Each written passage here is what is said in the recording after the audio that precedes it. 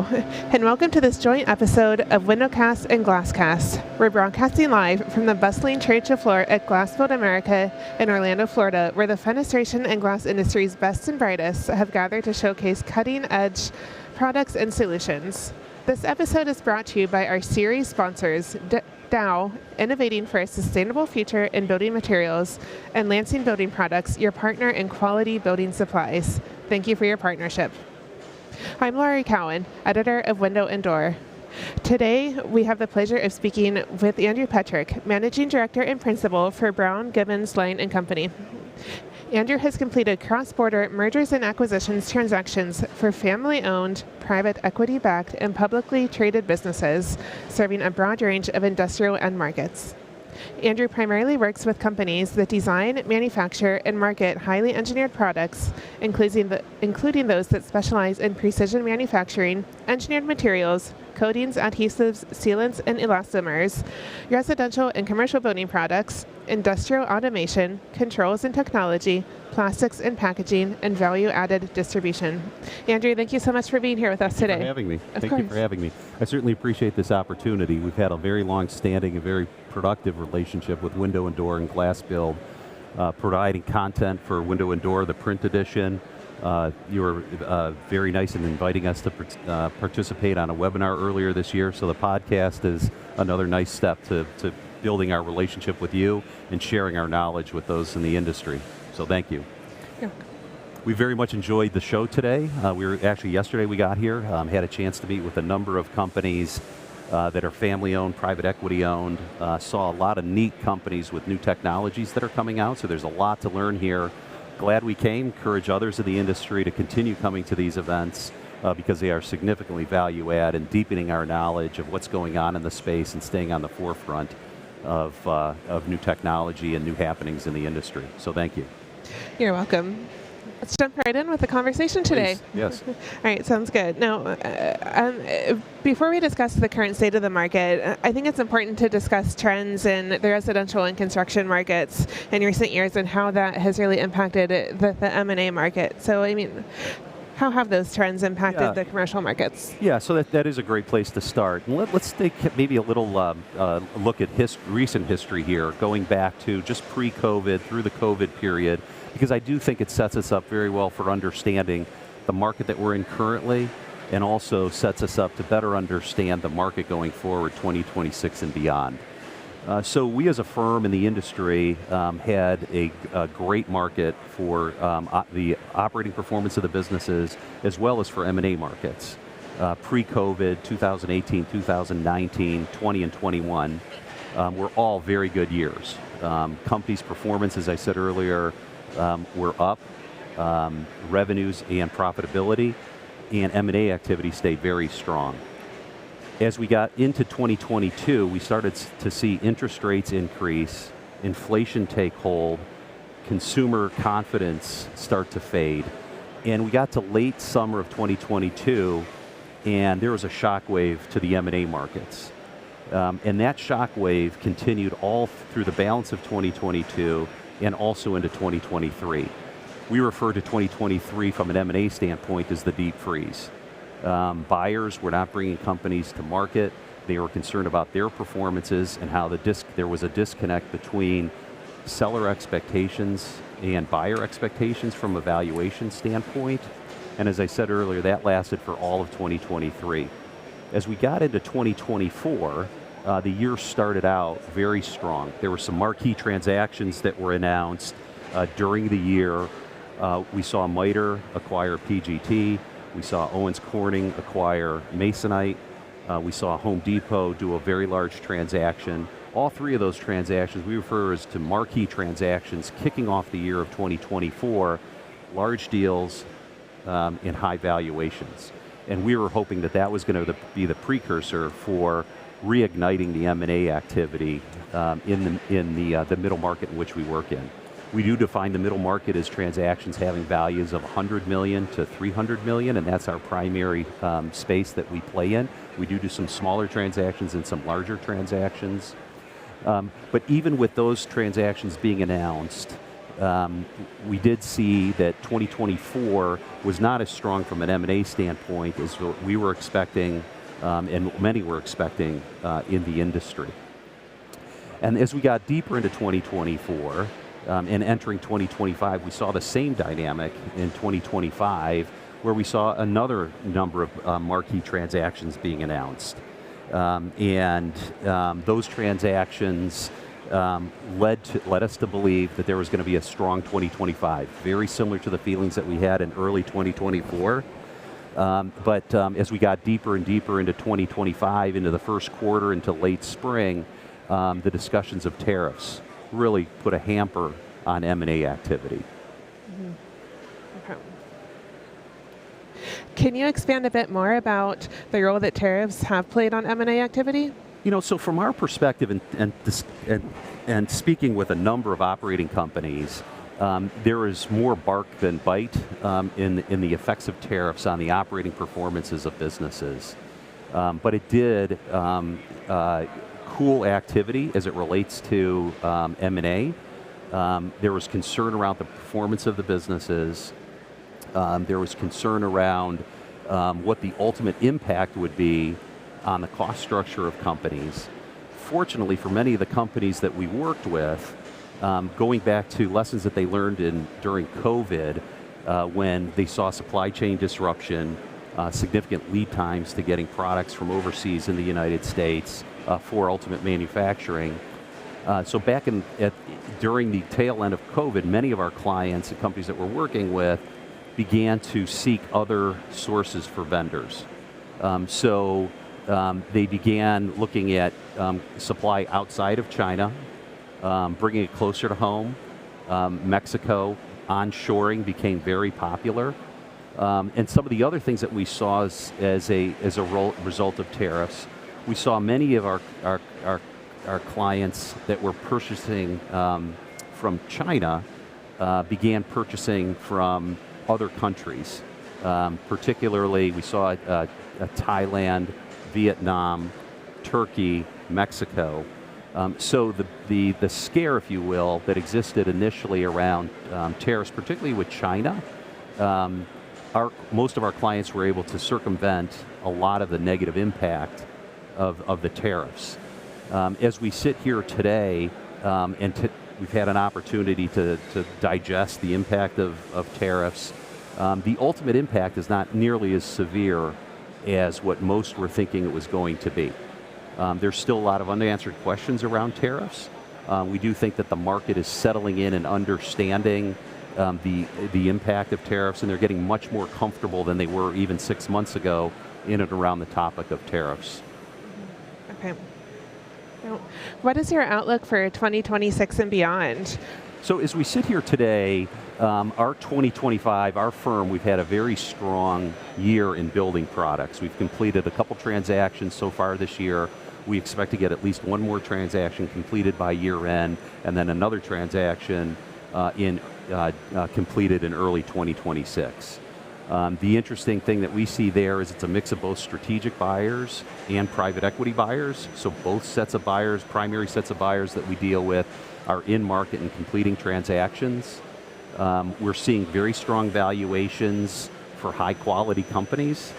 And when a high quality company does come to market, we're seeing that they get a lot of attention from both private equity and strategic buyers, because there's a disconnect between the amount of capital interested in completing transactions and the number of transactions that are ultimately coming to market. So when a high quality transaction does come to market, it gets a lot of attention. They get very fair value for the business that they are. And then we refer to it as we're also being able to achieve a scarcity premium because of this disconnect, again, between the amount of capital that's available and the number of quality companies that are coming to market. So it's a great time to bring a quality company to market in the building product space. You'll have, if it's properly positioned with a skilled advisor like ourselves, we'll be able to position the business to garner very strong values, have a lot of attention, have a very competitive process, and that all bodes well for our clients. You've mentioned high quality companies several times. Yeah. What differentiates a high quality company? Yeah, so it's a great question, and it's not, this is not specific to building products companies, but high quality companies from our perspective are companies that have shown historic growth, have strong management teams that are proactive. They prepare for the unknowns that are coming down the pike, such as tariffs. As I mentioned earlier, many of our clients, well before tariffs were announced, were diversifying their supplier base, moving supply, shifting some supply from China, certainly keeping China as a supplier, but also looking at other geographies as a way to diversify and protect their flow of materials that they need for production. And then a margin profile relative to competitors, strong gross margins, strong EBITDA margins, and then also having visibility to growth. Understanding the end markets that they're serving, understanding where they play, what their role is within those end markets, and being able to develop a view or projections about where they're going to be able to achieve success in those end markets. And so those are, kind of universal truths of what a quality company is. The other thing that we look for in virtually all of our companies, we refer to it internally frequently as a culture of innovation. We want to see new product development. We want to see additions to the product portfolio, so that instead of supplying components, they're able to supply full systems and being more value add to their customers. There's a lot to look at there. There is. Okay. Are there any product categories that you think will experience outsized growth? We do. We do expect a general pickup in residential and commercial building products as we see the market continue to improve. There's been a couple of interest rate cuts this year. There's a potential for another interest rate cut in December, and then potentially an additional interest rate cut in the first quarter of 2026. That will certainly help the deal market. It'll also help specifically building products, because right now what we're experiencing is what we refer to and commonly referred to as the affordability index of being able to afford to build a new home.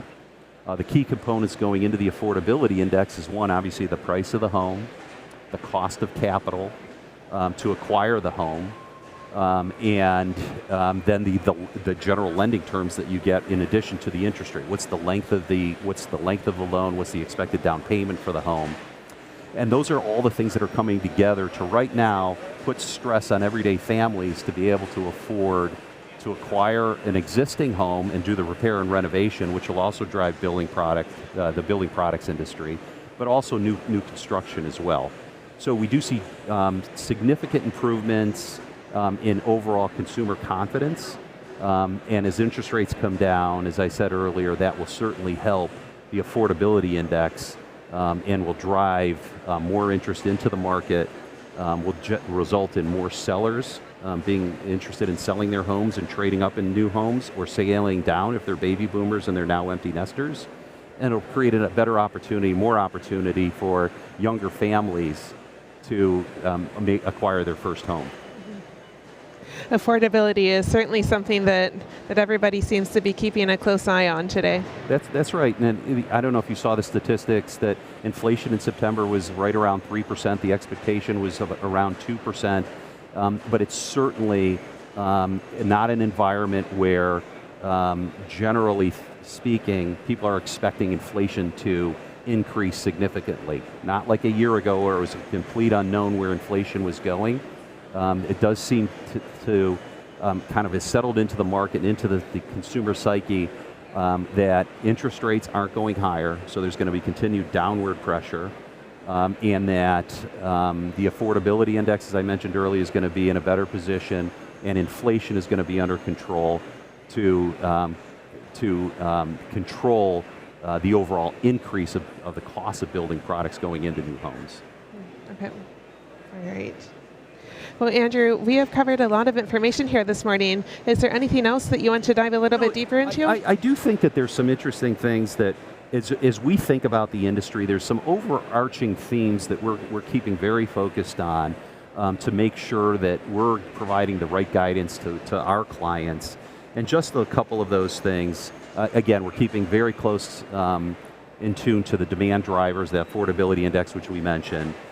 We also are very keenly focused on labor, the availability to labor. It's one thing to have demand for new homes, demand for repair and remodel, but it's quite another to have the trained labor in the markets that are demanding the labor available to actually do the work and construct the new homes and complete the repair and renovations. So one of the common themes that we're talking to of our clients around is ease of install.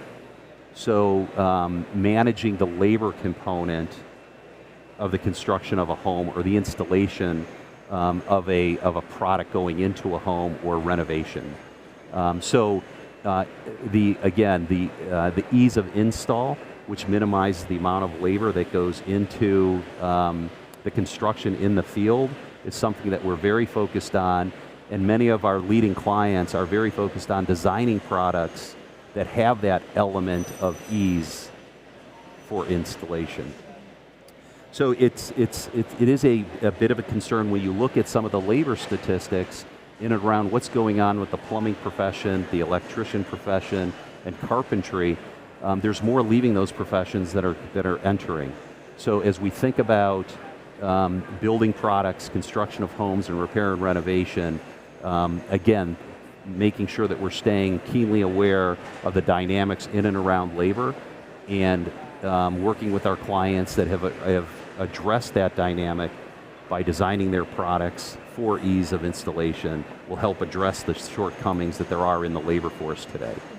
The other thing is we're not quite sure, but this is a lot of talk in a lot of industries, but AI, we don't know how artificial intelligence is going to really impact the building products industry and the impact on the construction of new homes and repair and remodeling.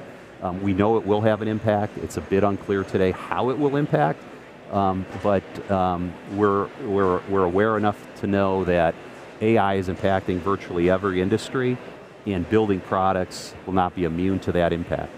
So companies, again, coming back to the concept of innovation, it's not necessarily just innovation in the products themselves, but in the design and application of those products will be extremely important, and leveraging AI in a effective and efficient way will also be important in the future. Related to labor a bit, makes me think about how many people in this industry have so much knowledge and so much experience, and they are nearing retirement age. That's right. That's right. How might that affect the market? Well, it will impact it significantly. We need more skilled labor. We need the younger generations entering into the professions of being electricians and plumbers and carpenters, because AI is not going to replace much of that. Ease of installation, as I mentioned earlier, will address a portion of that, but it won't eliminate it. So we need to encourage younger people to enter the trades and go to trade schools and enter apprentice programs, because homes will not build themselves. Robotic technology is very sophisticated, but it's going to be it's a very different application, very difficult application for robotics and non-human activities to be absorbed, other than human hands actually working the tools and addressing the problems on site, and finishing the jobs in the homes, in the commercial property, wherever the construction project is. Mm-hmm. All right. Well, Andrew, thank you so much for your time this morning. Thank you. We appreciate it. Absolutely. And that wraps up this episode of WindowCast and GlassCast, live from GlassBuild America in Orlando. Andrew, thank you so much again for taking time out of this busy show to share your insights. Our pleasure. Of course. Thank you. And once again, thank you to our series sponsors, Dow and Lansing Building Products, for sponsoring the Live at GlassBuild podcast stage. Don't forget to subscribe to NGA's YouTube channel and follow WindowCast and GlassCast on your favorite podcast platform for more industry insights and conversations. I'm Laurie Cowan with Window and Door. Until next time. Thank you.